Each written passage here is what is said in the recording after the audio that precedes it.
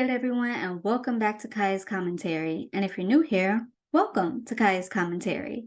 This is a podcast that offers commentary on pop culture topics, real world issues, anything in between, and maybe even some advice every now and then. Before we get down to it, you can follow me on Instagram, Twitter, and TikTok at Kaya R. Pennington. And you can follow Kaya's Commentary on Instagram, Twitter, and TikTok at Kaya's Commentary. Also, be sure to hit that follow/subscribe button and the notification bell so you get notified when new videos drop. With that, let's kick into our first segment, Online Conversations, where I give my commentary on an online conversation I've seen. So the live-action Little Mermaid dropped about a week or two ago, and of course, racist haters are going to be racist haters. A lot of people are talking about that's not my Ariel, or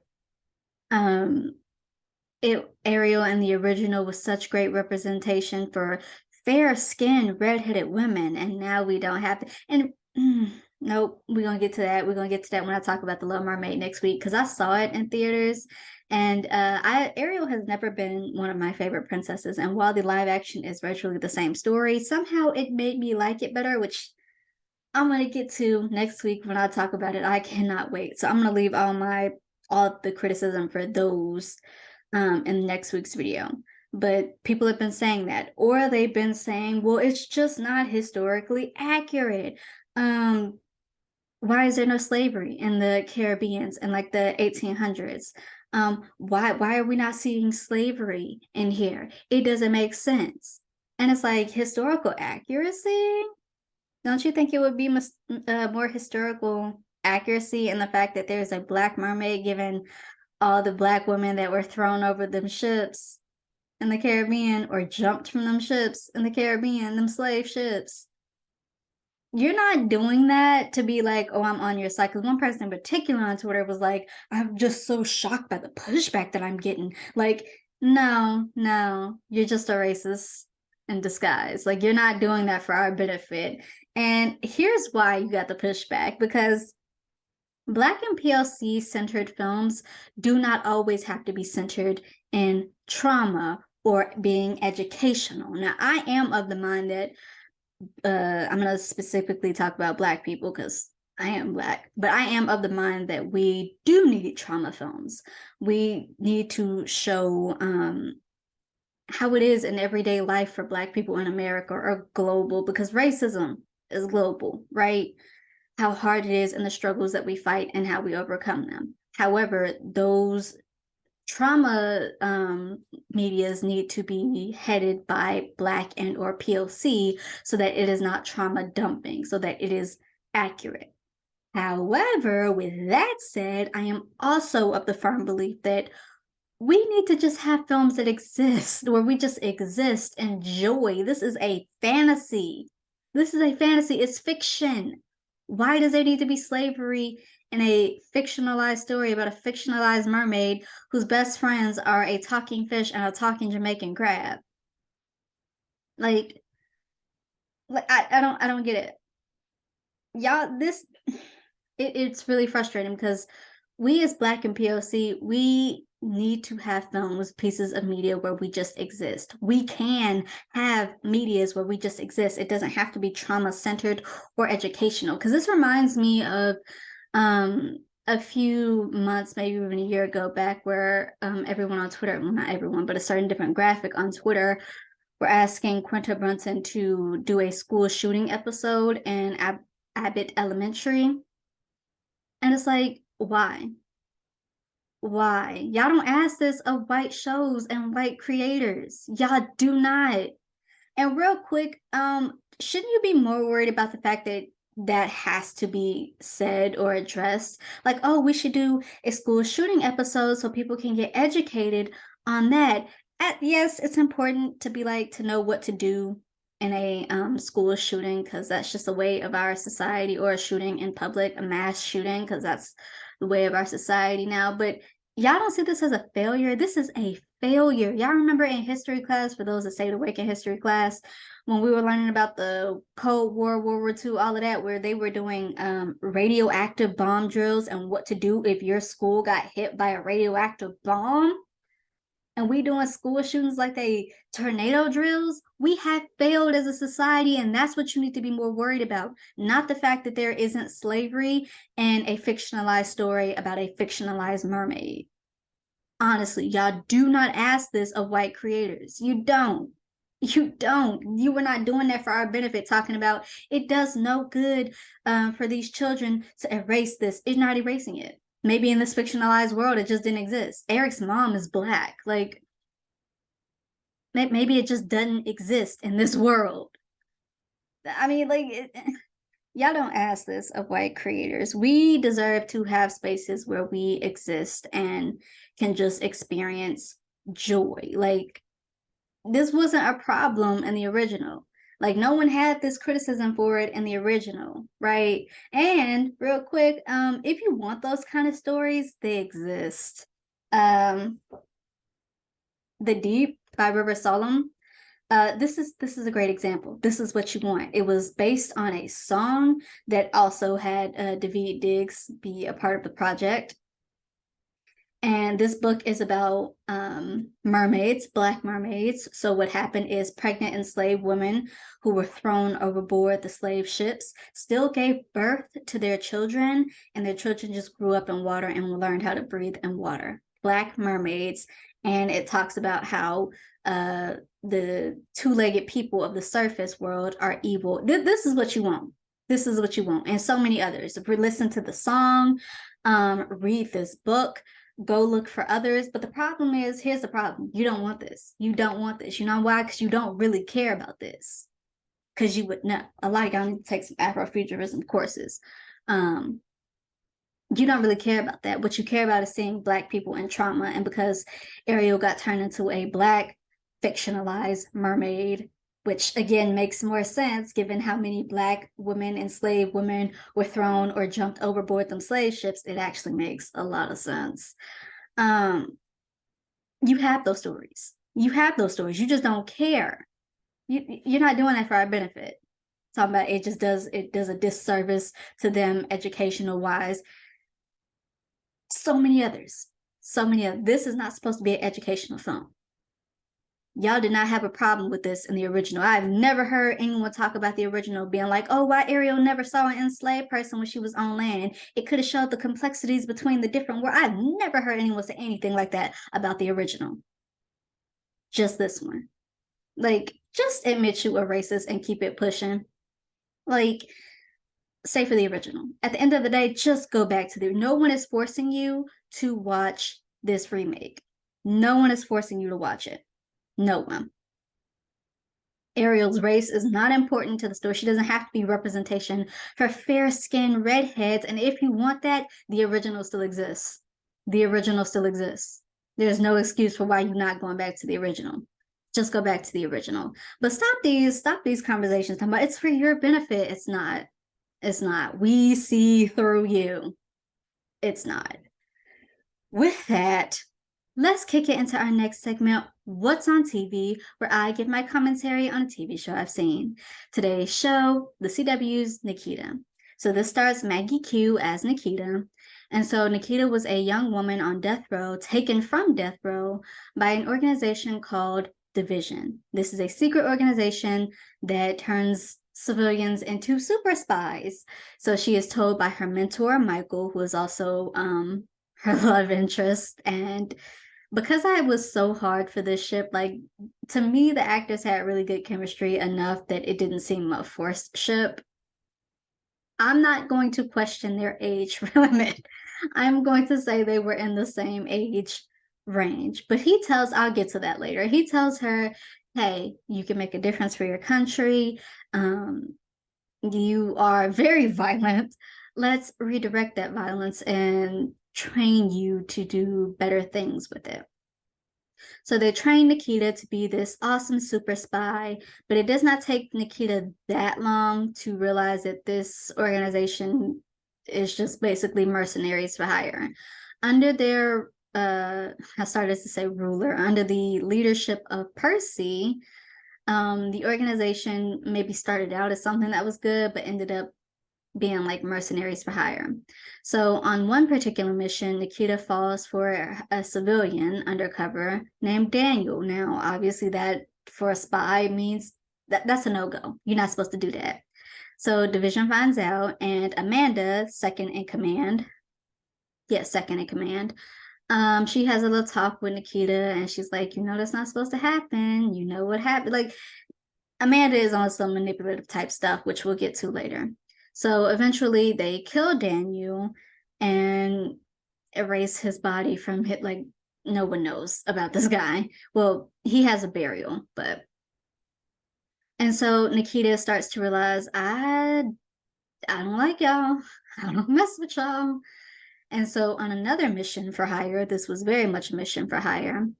They are going in to kill off a very powerful, I think they're like a tycoon, Russian family. You have Papa Bear, who is this, like I said, I think he's some type of, maybe we'll say oil tycoon. Nikolai Udanov. You have Mama Bear, Katya Ulanov, and then you have baby bear Alexandra Ulanov. She's 13. And Nikita is like, I just don't feel right about marking up a 13-year-old girl. What's the purpose of this mission? So they go do the mission, and this is Nikita's first real stand against Division. So Mama Bear is presumed to be dead. They do, in fact, kill Papa Bear, but Nikita gets Alex, baby bear, she gets Alex out, and she hands her off to somebody that's supposed to help Alex. Now, that's not how it goes. Nikita then she fakes her death and gets away clean from Division. But for Alex, that's not necessarily how it goes. The person that was supposed to be helping her ends up selling her into sex trafficking. And so she gets addicted to drugs, and that's kind of the life it's your standard Russian heiress type of stuff. Nikita finds her later on. She's like 18, 19 now. Nikita's always kind of kept tabs on her, but she's also been like absorbed with Division, and Division not finding her or Alex. So she's kind of preoccupied. But when she finally finds Alex, she cleans her up. She gets her off the street. And she's like, hey, I know who killed your parents. It's an organization called Division. They've gone rogue now. They were sanctioned by the government, but now they're mercenaries for hire. If you want, I can help you get the people who killed your family. Let's work together. And so that's really the premise of the story, rather season 1 anyway. So season 1 starts off with a bank robbery, and there are 2 people in mass robbing a bank. Someone has to play hero. He gets shot. Partner runs off, and that just leaves the other person to get arrested by the police. That other person being Alex. So she, I believe, is taken to jail on the death row block. I don't remember because it doesn't make sense as to why she would be on death row, but she's taken to death row or to jail, max security, maximum prison, because she's dangerous, right? She's a fighter. So much like Nikita, she's brought in by Division. Michael's still selling the same old stuff. He's like, hey, you can make a difference. You real violent. Let's redirect that violence. So Alex goes to Amanda. Amanda is the one that makes everyone pretty and articulate. She's the one that teaches people, quote unquote, manners and the best way to, be a spy in your body language. So she goes to Amanda, and they clean her up, and then she's sent out with the other recruits. 2 major recruits are Tom and Jaden. Now, Tom is more along the lines of a friend. Jaden is a frenemy, but mostly enemy, and it's really because Tom is showing Alex some attention, and it's like, girl, this is a basic looking white boy, chill out. Anyway, and there's that no fraternization rule. But Jaden just thinks that something's real suspicious about Alex. I don't know why, because she didn't even get to know her. I guess she saw real competition in her. I don't know. Amanda also senses that Alex is not very truthful. She senses that she's hiding something. She's mysterious. She came in a lot like Nikita. Speaking of Nikita, so Nikita gets information that Division plans to take out a UN ambassador, and so she goes to stop them, right? She has her information. She has ways of getting her information. So she sets a trap. And Burkoff, the head tech guy, is like, we finally found Nikita. Now, granted, she did fake her death, but Division was like, no, there's no way she's dead. She was one of the best that we've ever trained. She's biding her time. So they finally find her at Daniel's grave and they go shoot her up, but it's not her, it's a mannequin. And then Nikita abducts Burkoff and she's like, tell me what I need to know. She uses him, right? He gets rescued. She has what she needs. She also is getting information elsewhere. Wonder where.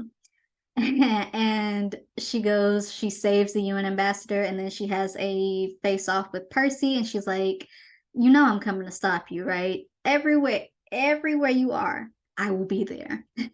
Y'all remember that Everybody Hate Chris episode? In your dreams, I'ma be there. In the shower, I'ma be there. Nikita is like, I'ma be there. I will stop you. Someone has to stop you. So Percy's bodyguards finally catch up to her. They try to take her out.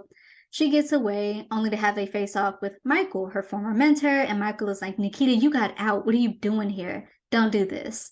And she's like, well, I kind of have to. Either you can join with me. That's not going to happen, Nikita. Well, you can get up out of my way. She shoots him. She gets away. That's pretty much the episode. We also find out that the person Nikita is getting information from is Alex. And it was a whole plot. So the bank robbery was a setup so that Alex would get arrested and approached by Division. That's episode 1. So 4 seasons, I think seasons 1 through 3 got the standard 20 to 20-ish episodes. Season 4 got about 10 episodes. We'll get to that. I think season 1 of this show was by far the best, and it's certainly not on some downhill spiral like Sleepy Hollow. But season 1, you have Alex undercover at Division. She's been trained by Nikita, so she could really take out all these recruits, especially Jaden. But she got to play it up. But Amanda senses now. Percy and Amanda, they do not know that Alex is Alexandra Udinov, right? But they know that she's hiding something. So Amanda is looking at her, trying to figure out what she's hiding. She gets trained by them. She goes on missions by them. At some point, it kind of gets to be too much for Alex. And so Alex is like, hey, I want out. Nikita is like, you know what? Heard, you need to be out. So they try to get her out. So Nikita has Alex. She ends up having Owen. Owen was a former cleaner and guardian for Division. Now, a cleaner is somebody who goes in and cleans up the scene. They are very good at what they do. And a guardian is somebody who guards the black boxes. There are like several black boxes that hold a whole bunch of information on Division. And if this information were to ever be made public, the US government would never recover. So you have guardians whose sole job is to watch that you are very good at what you do. You've been very, very, very good trained to be a guardian and a cleaner. Owen and Nikita have a rocky start, but eventually she turns him. So she is Alex, she is Owen, she is Ryan, who's a CIA agent. I really like Ryan, and I don't like what they did with Ryan's character. We'll get to that. A CIA agent, Ryan, he is being framed by Division. Nikita helps him out. She ends up getting Michael. So Michael, the reason he ended up being approached by Division, he was a Navy, I want to say Navy SEAL. He's not Navy SEAL. He's a Navy officer, and he was on assignment. He had his family there. He's about to go on vacation with his family. His family gets blown up by a friend, someone he thought was a friend, but is actually the enemy. And so Percy approaches Michael and is like, you can make a difference. I will help you get your family's murderer. So he and Nikita actually team up while he's still hardcore Division from time to time to catch Kazim, the person who killed Michael's family. The last time, the second, I think they team up twice. Well, they team up once for Kazim, and then they do it again twice, but after Michael finds out that Alex is the mole, and he's like, so you're going to help me catch Kazim? Because the first time he was after Kazim, he got away, and that was kind of due to Nikita. So he's like, you're going to help me catch Kazim, or I'm going to sell Alex out to Percy and most importantly, Amanda. Now, granted, Percy is the top boss and he is ruthless on his own. Amanda is on some whole other type stuff. This lady is crazy manipulative. She's a torture expert. You don't want her to be fed to Amanda. So Nikita helps him get Kasim a second time and then realizes that Kasim was actually division. So Percy wanted Michael. The best way to approach Michael was apparently to manipulate him. So he had Kasim kill Michael's family and then approach him and was like, let's go get your killer. He's been chasing a ghost the entire time. And all this time, Michael was like, I've been your right-hand man, technically left, because Rowan was really Percy's right-hand man. And he lied to me. So he and Nikita, he joins Team Nikita. They end up getting together. That was an episode. Because it had been a long time coming. That whole first half of the season was built up that they had tension and it was very clear. And y'all, back in the day when TV shows used to do stuff like that, it's just, they don't make them that way anymore. Anyway, so she has Owen, she has Alex, she has Ryan, she has Michael, right? By the end of season 1, we find out that it was actually, while Division did kill her family, Alex's family, it was Nikita who pulled the trigger on Alex's dad. And I've always, why you just didn't tell Alex that? Like, I guess it would have, you had to figure out how to make it work. But in my mind, just be like, hey, yo, I was working with some people and I did kill your dad. And because they had a rocky start anyway. Alex and Nikita had a rocky start anyway. To me, that would have just been one more rocky start. And then she's like, let me help you atone. Let me atone and let me help you go after the people who are the real issue. I was just doing a job, right? Let me help you. But we found out that Nikita killed, she actually pulled the trigger on Alex's dad. So Alex and Nikita have a fight, and Alex makes some great points. She's like, this is an obsession for you. Like, when do you plan on moving on? You got me involved in this. You got Michael, Owen, Ryan, people I don't even know anything about. Who is Ryan? I've never met Ryan, but all of a sudden we can trust him. You got all these people involved. This is an obsession for you. You got this big old loft, this safe house loft that you stay in, and you still sleeping on a division recruit bed, which that's fair, because this is a big loft, sis. You could have had a queen bed or at least a twin bed. You sleeping on a cot, basically. Like, that's fair. So they have a fight. Division has finally found Nikita's safe house and they bust up in there. And so Nikita and Alex end up fighting together and then they go their separate ways, right? Alex is approached by Oversight, who is the oversight of Division. These are the people that fund Division, but they're like, hey, Percy has gotten too powerful. We need new leadership. So they bring in Amanda and they're like, under Amanda's leadership, how about we help you get your company back, the Udinov Zetrov company back, right? We can do that. So this leads into season 2. Alex is working for Division. Burkov, he was a friend to Nikita and he's very much a friend to Michael. And so he finds out Michael has turned. He's devastated. He's like, why did you do this? Come on, man. You trust Nikita? And Michael is like, yeah, I do. And honestly, you should too. At the end of it all, when they finally find out that Michael is a rat, or rather when they call Michael out on being a rat, because Percy knew from the minute Michael strolled back up in there talking about, yeah, I'm on your side, Percy. Percy was like, no, you're not. No, you're not. I know what's up. So when he finally calls him on being a rat, they tie him up. And so it ends up being Burkov who releases Michael. And Nikita and Michael are riding off into a dark hilled road with a black box that they have. Season 2 comes in. Alex is working for Division.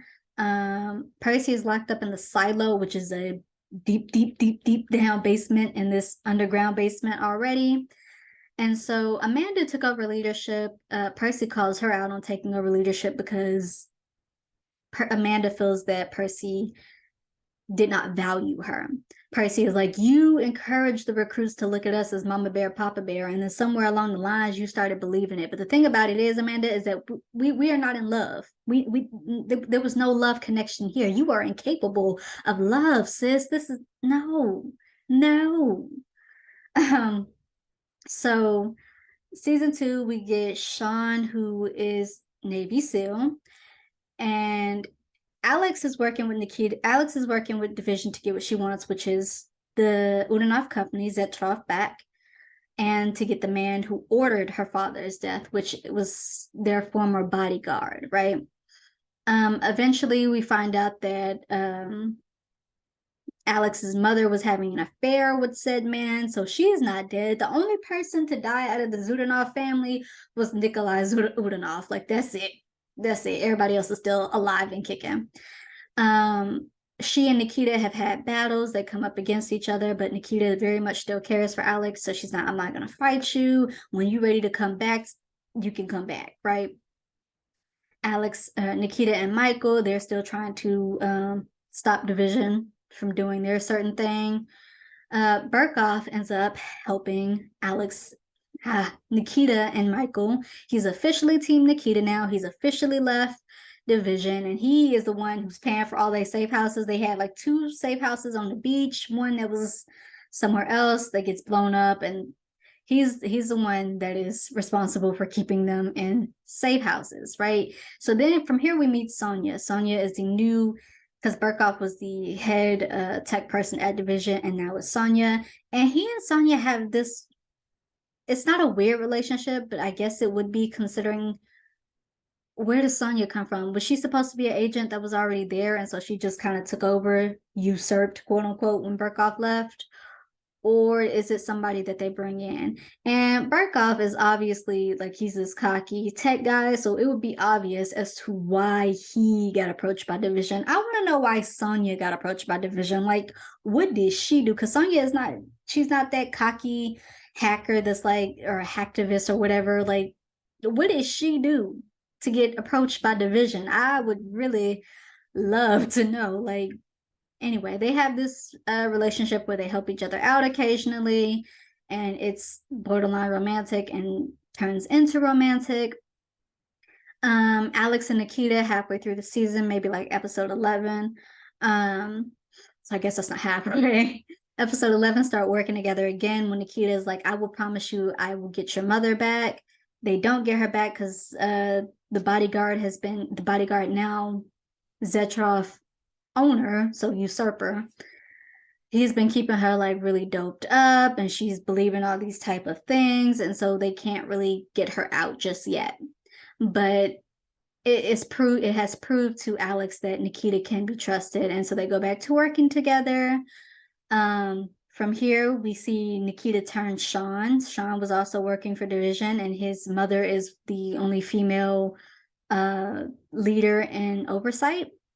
So it is very clear that Sean has a crush on Alex. The show starts out with him using her, but it ends up turning into a crush.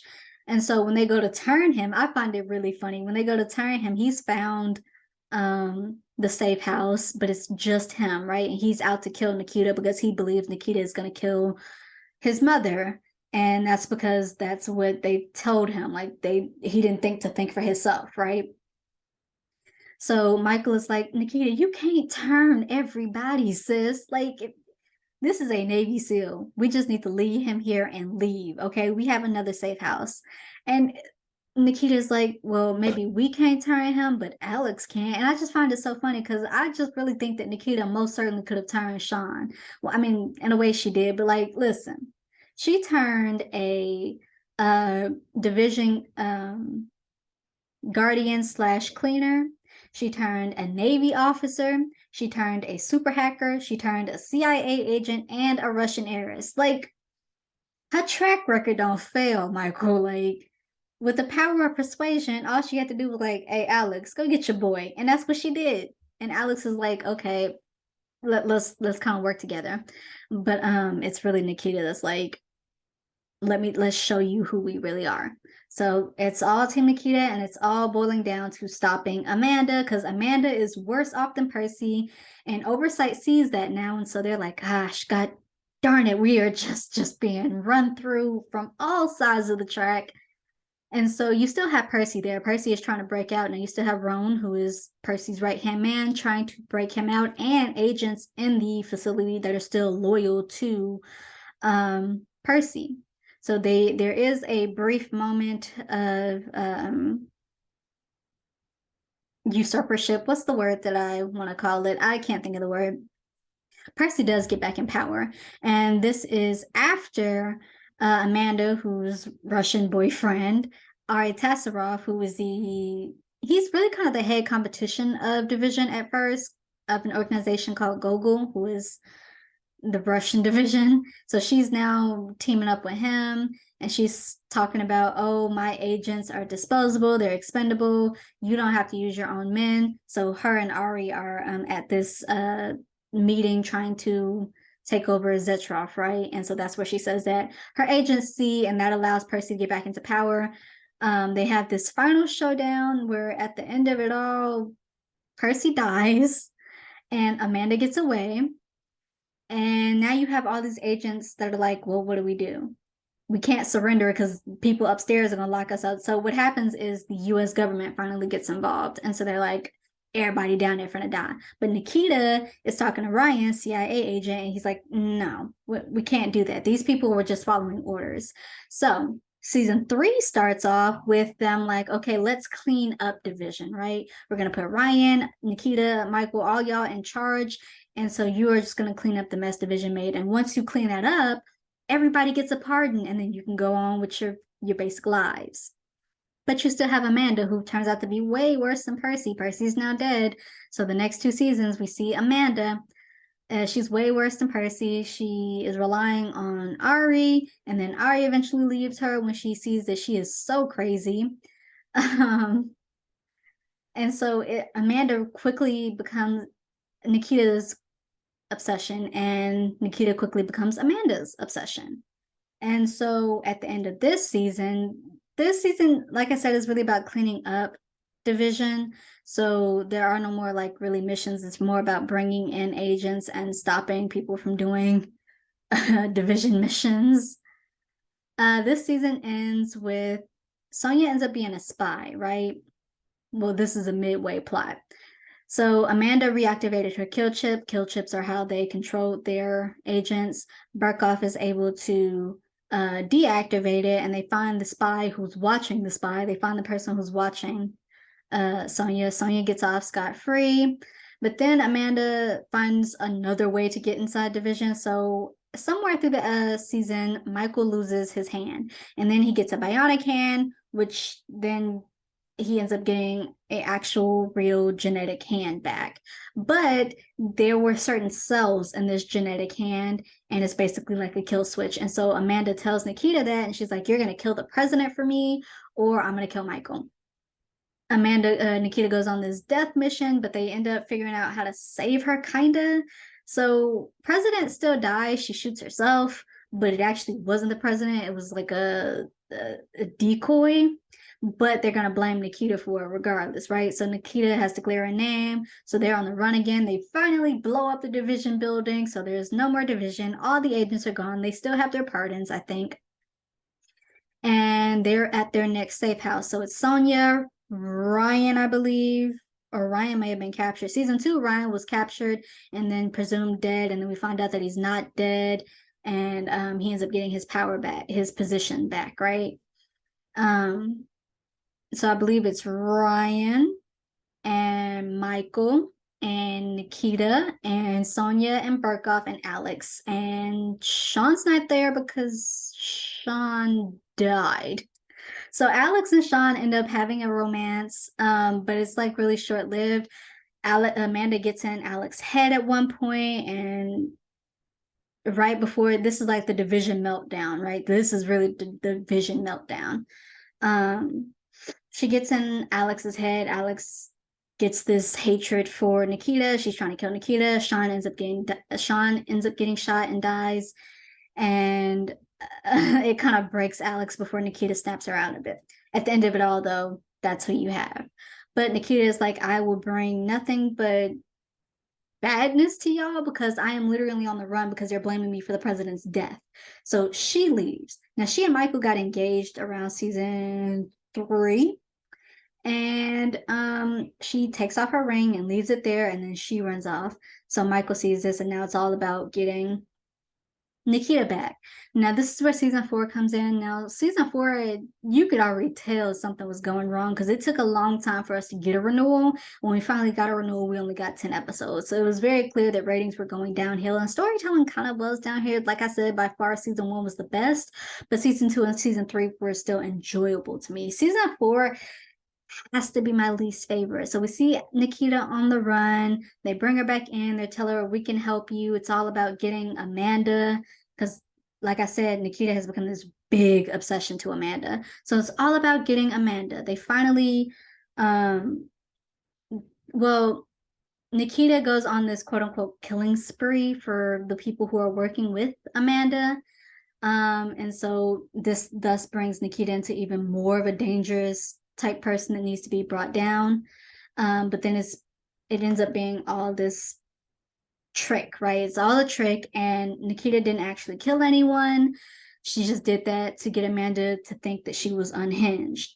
So what happens is they lock Nikita up in this basement and this body cell, like her neck is in a cuff, her hands are cuffed to like a table or whatever, and then Burkoff mechanically opens that, technically opens that, and they switch roles. Nikita throws Amanda in that lock, and they leave her in that basement.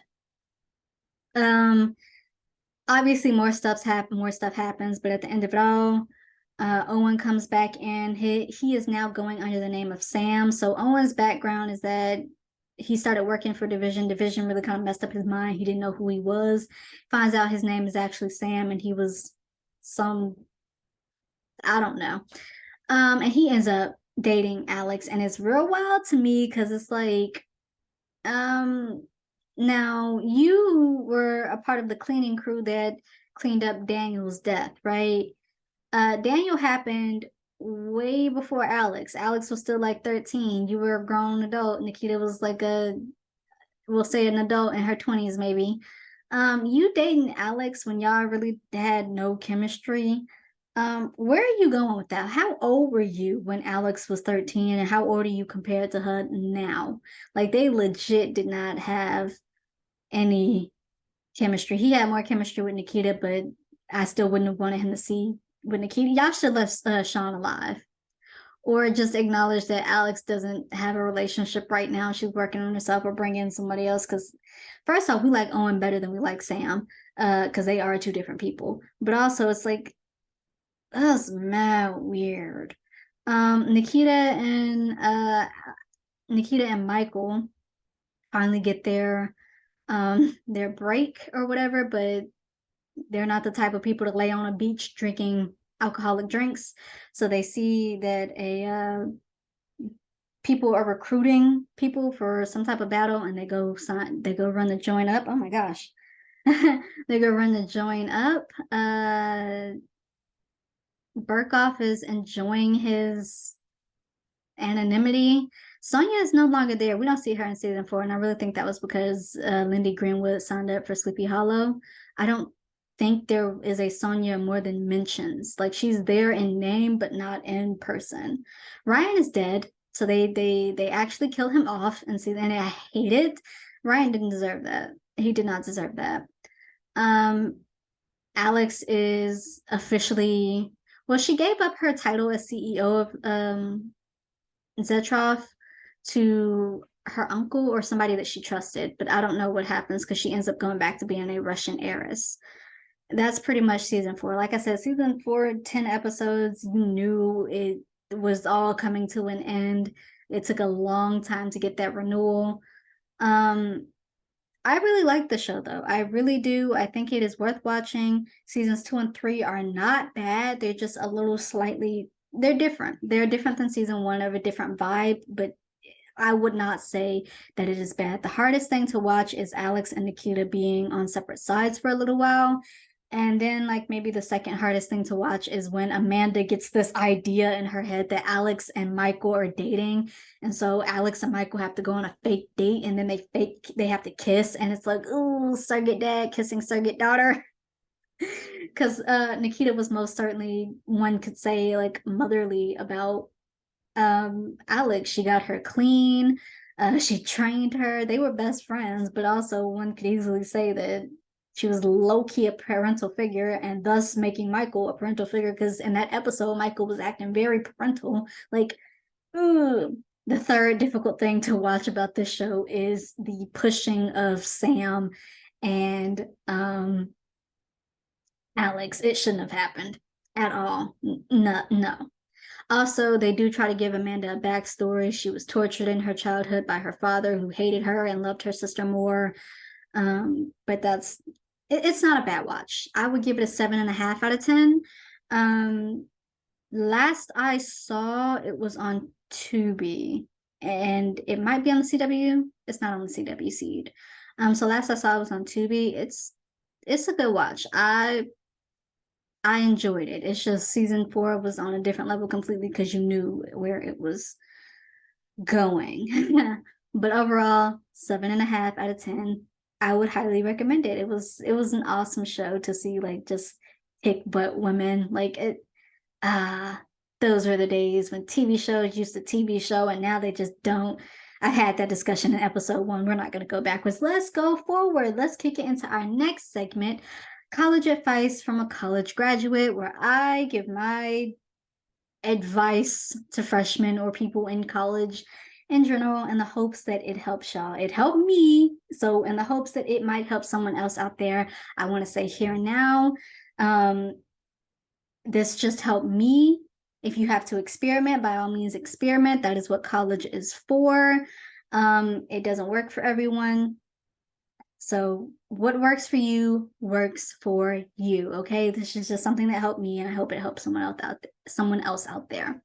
So today's tad bit of advice: do not stay in your dorm, especially as a freshman. I know it seems like so like common advice, and I'm sure you've had many people tell you, oh, you gotta break out of your shell. Me personally, I hate when people tell me, oh, you just gotta break out of your shell, because what you think I'm doing? Like, you know, but genuinely, do not stay in your dorm room, especially as a freshman. I know it's a tough transition in most cases. Maybe you're not going to college with your friends. Maybe you had, like me, you had breakups with your friends of high school. And so now you're in a whole new environment and you have to like deal with that. And I know for me, I used to, for the first, not half, but for a good chunk of my freshman year, I would go down to the cafeteria and I would get lunch, and then I would bring it back to my room. Or I would go across the street to the student center and get some food there and then bring it back to my room. Do not do that. Do not spend your entire day after classes or in between classes in your room unless you want to sleep, right? But don't sleep the day away, right? Like, get out, sit in the cafeteria and eat. Sit in the student center and eat. Go to the library. Go for a walk. Do something that there is. Nat, oh my God. Do something that just gets you out of your room and maybe out of your comfort zone a little. Obviously, don't go crazy. But me personally, I used to go on a walk around campus at least once a day just to get out of my room. Or I would eat in the student center / cafeteria just to be out in the public. Do not confine yourself to your room. That makes the transition so much harder. It does not benefit you, especially if you have a crap roommate. The first half of my freshman year, roommate was now second half, my dad, I loved her. I love her. Like, you know who you are, and you're awesome. But even still, even with a good roommate, just don't, maybe do something with your roommate. Go for a walk with your roommate. Just do something to get out of your room. Do something that pushes your comfort zone. You are in a new environment and you have to adjust, and you are not going to adjust in your dorm room. It is so much easier to stay in your dorm. And I'm specifically talking to introverts, because that was me. That was me sitting in my dorm room, eating lunch in my dorm room, watching my TV or my phone, being antisocial. Just, it's okay to be in public. It's okay to be in public. I know it is hard adjusting, but do something once a day that pushes your comfort level. Obviously, don't go crazy, but go for a walk, eat in the cafeteria, be seen, be in public, chill in the library. Do something where maybe someone will walk up to you and be like, hi, do you mind me? Like, you have a human interaction, even if you don't necessarily want it. You don't have to really engage in it if you don't want it, but like something where you're around other humans. Okay, don't be a hermit. It's so much hard when you do that to yourself. Do something once a day that pushes your comfort. Get out of your room outside of classes once a day, if you can. And if you gotta sleep, you gotta sleep. But don't sleep the day away. I know that sounds like something you've heard before, but take it from me, somebody who's done it. That doesn't make it easier. And I actually started feeling like better about my surroundings and things like that when I started eating in public. It used to be in high school, I could not, and that is like such a, so maybe you might find things that many victories, right? In high school, I could not stand to eat alone, could not. Like even in my senior year, I could not stand to eat alone. That same year, just the fall, um, I didn't want to eat alone, didn't want to eat alone in public. And so I would go to my room, but then decided that maybe I should start being more open. So I would go to the cafeteria and eat. And that was a victory to eat in public and not feel like a loser sitting alone, right? Like many victories, like do something once a day that pushes your comfort level. Get out of your room. Do not stay in your room. Do not confine yourself to that. It makes it so much worse. That transition so much worse. With that, let's kick it into our last segment, Whatcha Reading, where I give my commentary on a book I've read. Today's book, I'm pulling up my phone so that I can pull up the summary because I don't have it on me. So today's book, A Promise of Fire by Amanda Burchett. I'm so sorry if I butchered that. Like I know I butchered that. Let's get into the summary. So Kat Fissa isn't who she pretends to be. She's perfectly content living disguised as a soothsayer in a traveling circus, avoiding the destiny the gods and her dangerous family have saddled her with. As far as she's concerned, the magic humming within her blood can live and die with her. She won't be a pawn in anyone's game. But then she locks eyes with an ambitious warlord from the magic-deprived South, and her illusion of safety is shattered forever. Griffin knows Kat is the Kingsmaker, the woman who divines truth from lies, and he wants her to be a powerful weapon for his newly conquered realm. Kidnapping her off the street, starting off good here. Kidnapping her off the street is simple enough, but keeping her by his side is infuriatingly tough. Duh. Kat fights him at every turn, as she should, showing a ferocity of spirit that burns hot and leaves him desperate for more. But can he ever hope to prove to his once captive that he wants her there by his side as an equal, his companion, and maybe someday his queen? So there's Kat, there's Griffin, who is the warlord, Carver, Griffin's brother, Flynn, and Cato. Now this is Team Beta. So Griffin is Beta. He's not Alpha. He's not king, right? He gave Alpha title, queen, to his oldest or sister. He has like 3 sisters, and of those sisters, the oldest one, I believe, is the one he gives the title of queen to. So she's the ruler. So I don't know what it means by one day maybe his queen, because she's the ruler. He's just the muscle, right? So story starts off, Kat is in the circus, she is hiding. Griffin and his beta team have been watching her for a while. He knows instantly what she is, and they kidnap her. And she's like, no, I'm not gonna go with you, let me go. And he's like, you can go with me, or I can go back and murk your entire circus family. Now, Kat has a horrible mother who tortured her and drilled into her that loved ones were a weakness. So she really thinking like, damn, she was right on that occasion. So she goes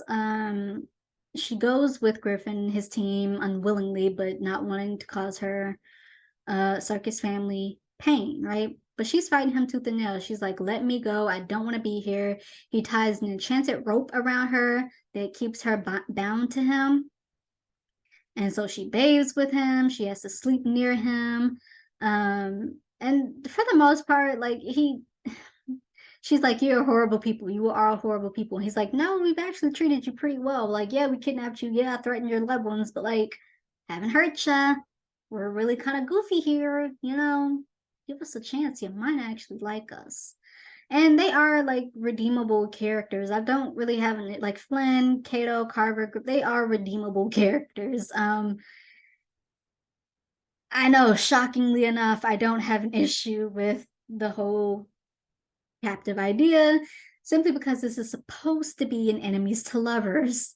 And while that's not necessarily the form of enemies to lovers that I would choose two rivaling families going at it. This would be an enemies to lovers. They're making their way to their kingdom, their palace, and on the way, they do have a few scuffles with a few bandits, and Kat doesn't help them at first. They tie her to a boulder, so she can't really help them even if she wanted to. But later on, she kind of opens up to them. She teaches I think both Kato and Flynn how to better throw knives or whatever. She's she's been in the circus, so that's a talent of hers. And they basically tell her, hey, you could be a part of this team if you wanted. You just have to stop fighting so much. We're trying to treat you like an equal. They get to the palace, and well, they have another fight, and Kat is badly injured, so they have to circle back to the circus where her friends can help her. And then they finally circle back and get to the palace, the inner city. She meets his family. His family is not at all like normal, quote unquote, normal royals who are bloodthirsty, try to kill each other, hate each other. They actually love each other, and so that's another notch on Griffin is so awesome belt. Um, from there are a few scuffles. Like we find that the people in the village, the healers rather.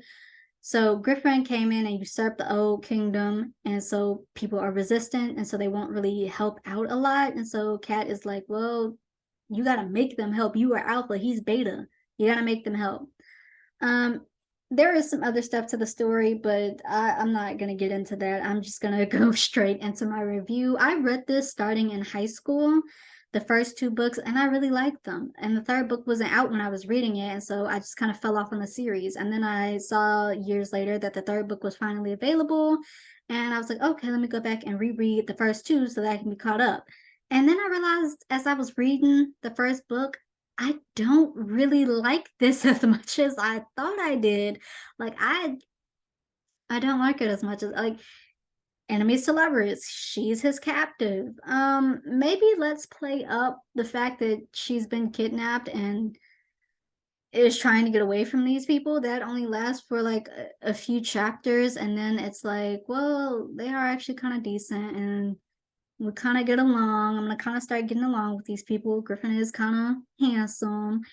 And while she does refuse his advances, because from the moment he sees her, he's like, hey, yo, you were made for me, I was made for you. And that's true.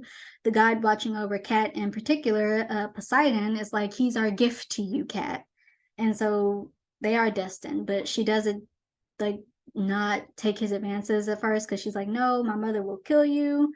I just love ones are weakness. They finally get together, and it's just after that, it's immediate, like just lovey-dovey unless they're fighting.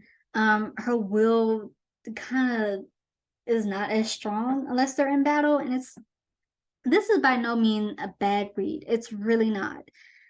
I just don't like it as much as I remembered. Like it's by no means a bad read. Uh Kidnapping aside, kidnapping is because let's not act like we all don't love a good Persephone story, okay? So kidnapping aside, it's not a bad read. It's just it should have had more enemies to it. Like y'all, I just for the life of me need people to understand. You don't beef for a few chapters, a chapter or two, and then be like, okay, we're done being enemies.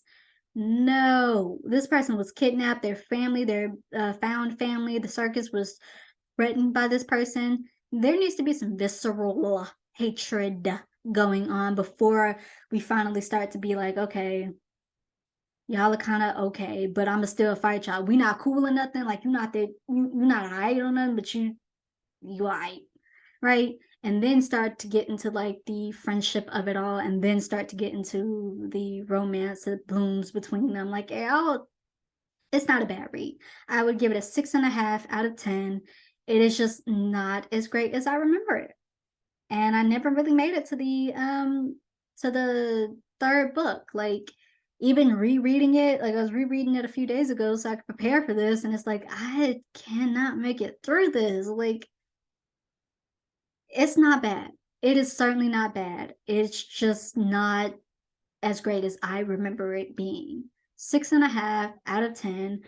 Um, that's pretty much it on the book. Like, I would certainly say I would certainly recommend reading it, especially to get more of a better understanding of what I'm talking about in the book. Like, it's a mythical world, Greek gods, great world developing. Characters are really great. Like, I don't mind Carver, Flynn, and Cato, Griffin, and them having redeemable qualities, their family actually liking each other. That's cool. Characters were not boring, they were not bland to me, but it is a difference. Kat's will wavering in and out does really put an issue on it, especially when she's supposed to be this tough warrior woman, and she just so easily gives up trying to escape, and she just so easily falls into routine of actually liking these people who threatened her family and kidnapped her. It's not bad. It's just not as great as I remember it being. That sucks when you read a book and then you go back to reread it and then you find out, dang, I don't like this as much as I used to. That's how it be though sometimes. 6.5 out of 10. With that, that's what you're reading, and that's Kaya's commentary. If you like this episode, give it a thumbs up, hit the subscribe/follow button, leave likes and comments down below. Let me know any of your thoughts on any of the segments that I had. Be respectful, but certainly let me know any of your thoughts and opinions. Are you going to check any of this stuff out? Do you agree? Do you disagree? Let me know. With that, thanks for listening. Thanks for watching. See you next week.